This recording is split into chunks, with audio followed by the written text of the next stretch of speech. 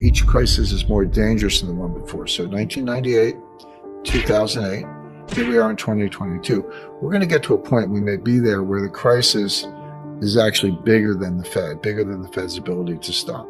We are uncomfortably close. Now, it's impossible to know exactly how close because it's a complex dynamic system. And you can make very good predictions on complex dynamic systems as to the magnitude of the crisis, but it's very hard to get the exact timing. But I can say that we're uncomfortable because now we've been there twice before in recent years. 1998, we came within hours of shutting every market in the world. We began with a Russian default, by the way. August 17th, 1998, Russia defaulted on their external debt and the ruble was grossly devalued.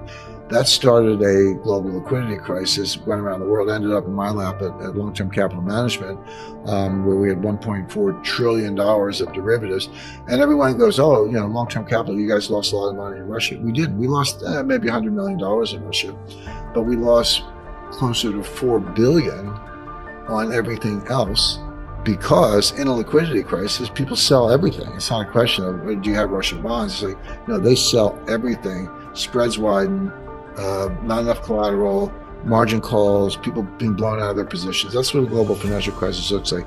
We cured that with a $4 billion all-cash injection sponsored by the Federal Reserve and 2 rate cuts, one on an emergency basis by Alan Greenspan. We got through that, but we came within hours of shutting every market in the world. Same thing in 2008. We all know, September 15, 2008, Lehman Brothers. Okay. People don't realize that, Morgan Stanley was days away from failing. Goldman Sachs was days away from failing. John Mack said so at the time. He said Lehman was begging for help. He said, sorry, I got enough on my plate. We're worried about Morgan Stanley right now.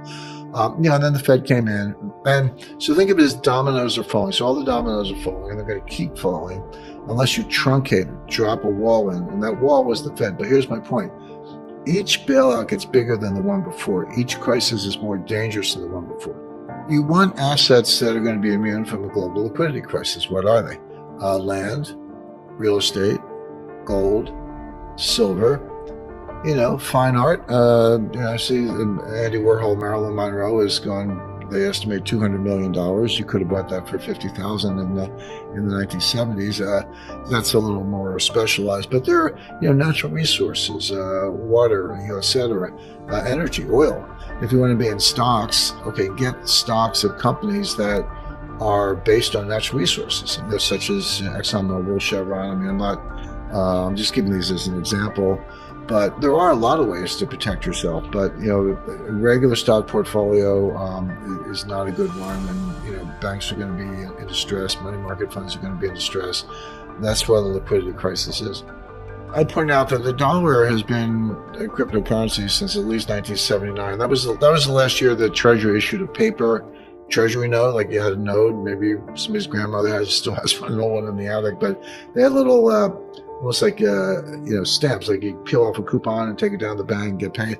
The last time they did that was 1979. So the dollar's been digital and message traffic has been encrypted since around 1980.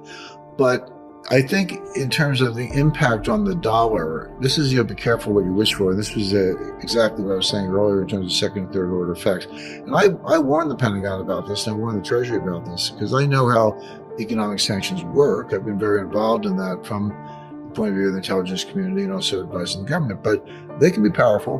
But if you use them too much and too broadly, they actually lose all their impact because the people you're targeting say, well, okay, no mas, I'm out of the dollar system. You've done it one too many times. And this is an example of that. We've never frozen a central bank before. We have now. We've never kicked an entire country out of SWIFT with the exception of Iran, but it's a much more isolated case. We have now with Russia.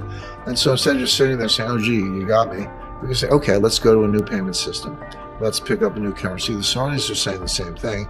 And all of a sudden, if you're one of the top princes of Saudi Arabia, maybe Mohammed bin Salman or any of the top princes, you have a yacht in Monaco. You have a house in Aspen. You have who knows how many houses and palaces and yachts around the world. Private jets, and they're like, actually, all that stuff could be seized because that's what we're doing to the Russian oligarchs. And by the way, it's not limited to oligarchs. We saw this kind of neo-fascism in Canada very recently with Chrystia Freeland, who's the deputy prime minister, freezing the bank accounts and the crypto wallets of the truckers. Canada went so far as to criminalize it. If you supported the truckers under a recent interpretation of Canadian law through Chrystia Freeland, the deputy prime minister, that's a criminal act. So I told Justin to come and get me. But my point being, so she's seizing the accounts of blue-collar truck drivers, and Biden's seizing the accounts of oligarchs. But it's the same thing, okay? Blue-collar, multi-billionaire. But it's the same thing. Suddenly, Canada and the U.S., two of the number one and number 5 economy in the world, number 6 maybe, have frozen Canadian dollar and U.S. dollar accounts of people they don't like. Now, you can say it's for good reason, and Putin should have invaded Ukraine. I get it. But if you're a Saudi prince, if you're certainly Russian, if you're a Chinese oligarch, how comfortable are you with the dollar right now? I haven't met him personally, by the way. I checked him out. Looks like a thoroughly bright guy. But other than carrying Larry Fink's briefcase for a few months, I mean, he's a year maybe, he's never had a job outside of academia or government. So he doesn't really understand the real world and doesn't understand what we're discussing right now. So the answer to the question was that they didn't think this through. They don't understand these knock-on effects. They don't understand how the international monetary system actually works. They don't understand the blowback. I mean, I'll give you another example. This one has received some publicity. So we throw all kinds of sanctions on Russia. So Russia said, okay, we're going to stop our exports, Russian exports of strategic metals and chemicals and other elements that everyone else needs for inputs in their manufacturing processes. And they put a ban on exports of nickel. Well, okay, so you need nickel to make batteries, so good luck with your electric vehicles. So U.S. throws sanctions on Russia. Russia retaliates by banning nickel exports. The price of nickel goes to the moon. It went up by a factor of 4 or 5. That's really not surprising. London Metal Exchange fell down. That didn't close. Yeah. Okay, but who lost? There was a Chinese billionaire who owns one of the largest nickel mining operations in the world, who lost, I think, $5 or $6 billion. So here's Russia and the U.S. fighting an economic war, and the loser pops up in China. That wasn't on his radar screen, and that wasn't on anybody else's radar screen. But it's a good example where the damage shows up when you don't expect it. Russia had about 600 tons of gold, and today they have 2,300 tons. China had about 600 tons of gold, and today they have about 2,000 tons, just slightly less, that we know of. And they may have several thousand tons off the books in the State Administration of Foreign Exchange that we don't know about, because that's completely opaque. So Russia and China did exactly what we warned the Pentagon about in 2009, exactly, which is increase their gold reserves by a factor of 4 or more. But everyone's like, well, the Chinese yuan is going to be the global reserve currency. No, that's not going to be the ruble. But here's why. Well, there are a lot of reasons, but the main reason is when you talk about reserve currency, you have to understand what that means. It's not like the People's Bank of China has a bunch of $100 bills on pallets stacked up in the basement. When people say reserve currency, what they really mean is the currency of the bonds that they invest in. In other words, they're dollar-denominated assets in the form of treasury bonds or notes. That's what China actually has on their books, not like the dollars per se. So if you want to suggest or hypothesize that the Chinese yuan is going to replace the US dollar as a global reserve currency, where's the yuan bond market? I mean, it doesn't exist.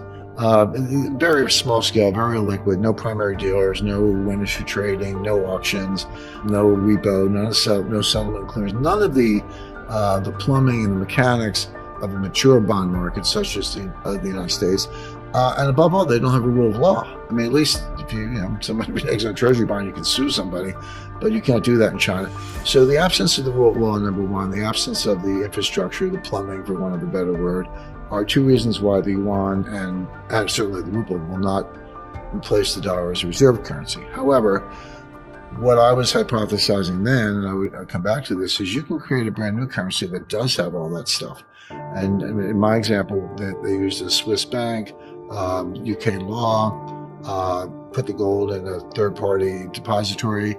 If you wanted some of the new currency, you could deposit your own gold and get some of the currency or trade with them or run a surplus. So it was a replacement system, but you would need the gold to instill confidence.